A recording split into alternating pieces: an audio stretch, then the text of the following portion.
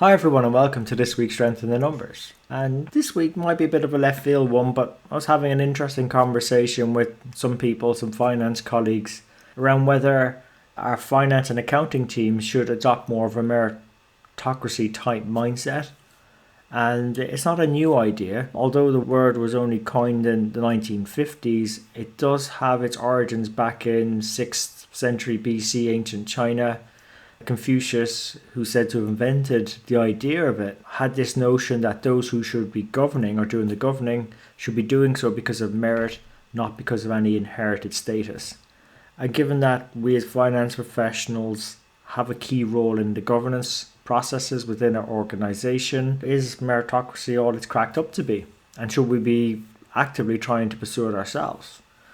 And why not? Meritocracy is a very much upheld social ideal. A lot of politicians, doesn't matter what their leanings are, tended to revere this idea that the rewards in life, whether it be money, happiness, power, jobs, getting to college, should be distributed according to skill and effort.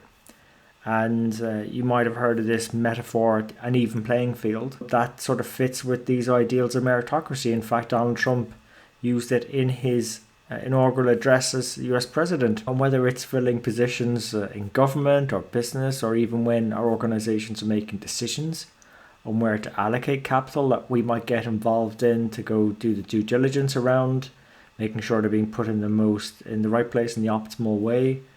It's certainly believed there's this universal remedy to discrimination, favoritism, nepotism, cronyism, on getting unfairly the spoils of any system. Coming back to this idea of meritocracy, right? It actually came out of a fictional satire that was based on a society in the future that was organized originally according to a formula: merit is equal to IQ plus effort. And what ended up happening is this meritocracy ended up being ruled by a distant and heartless elite who felt that they deserved their positions in society because of their efforts and their IQ, as opposed to things like luck or the misfortune of other groups. And it was so oppressive that it led to the uprising of a populist movement led by some elite women who overthrew the meritocracy. And I thought it was quite funny because, as much as this was meant to be about a future fictional society, you might see some parallels if you read one of the latest reports out of the United Nations World Social Report. It's analysed growing inequality. Apparently 70% of the global population is suffering from growing inequality, and that unfortunately increases the risks of division and hampers further economic and social development across the world. And it's a bit unfortunate, particularly as I was saying on last week's show, that a lot more of our profession is likely to grow along with the populations of Southeast Asia and Africa. So let's think about finance teams now for a minute and go back to that. Should we be applying these meritocratic ideals in finance and accounting, given the importance of governing in the right way? And some of you might be thinking, well, okay, you can go and do that, Andrew, but then how would you define what the merit's meant to be, the outcomes? How do you find objective criteria by which to measure those? And you've already said it, but how do you account for luck or misfortune? There's been businesses within the last year that are very well known that all of a sudden, because of some events that were outside of their control, have done extremely well. And others that perhaps haven't done so well. And we've probably all been part of a finance team where we've suffered some sort of misfortune. Normally at the time you'd least prefer it, so it could be a quarter end close or something, where the key data aren't available or something's broken, or IT might have accidentally deleted a shared folder, and yes, that has happened. So you can't go close the books on time. And that's got a load of knock-on implications for the organizations we go and support. And again, how could we objectively assess the impact of that on the outcomes we were delivering? And during my conversations, I got to speak to a very high-performing finance colleague, a very talented person, and he was recounting a story of when he had his first experience in finance and joined an organisation which had its bonus pooled aside on the principles of meritocracy.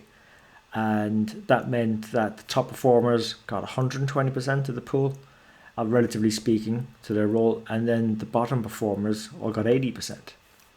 And what he found was when he joined the team, he obviously wanted to learn from the top performers. So he went to speak to them and they wouldn't give him an ounce of their time. And that was, he put down to the fact that they were too busy trying to invest in themselves, to care about other people, because if they put their efforts into other people, it'd be taking away from what they could deliver via their hard work and efforts themselves.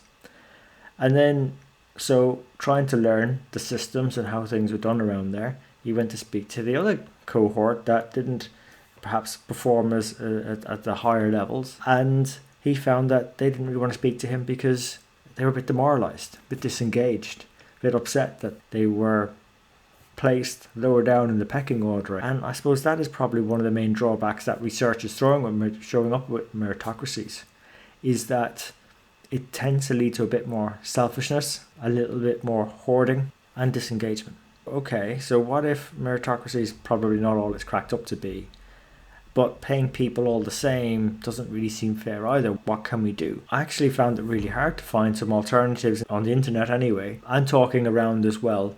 But there was one I did come across that I haven't tried out myself, but I probably am going to give it a shot anyway, at least see what the results are. And it goes back to a concept or philosophy developed by Tony, which placed the concept of the function at the heart of his vision, where the function serves as the moral standard to hold capitalism to account, as well as an organising principle around societies. And I was just thinking, if you were to apply something like that to finance, well, in finance, we're there to hold management to account on behalf of shareholders and the board. We're there to use it as a way maybe of organising decisions. So it might actually have some legs, perhaps, when we try it out. And also, to borrow more of a modern term for it, David Sibyl has actually coined it functiocracy. And the formula behind it is social need plus democracy is equal to function. And I'm thinking, well, in our world, that social need could be defined as something like improved collaboration, winning together, timely, accurate reporting. But whatever it's defined as, I've only got ideas. It needs to be elected as the functions that we're meant to perform.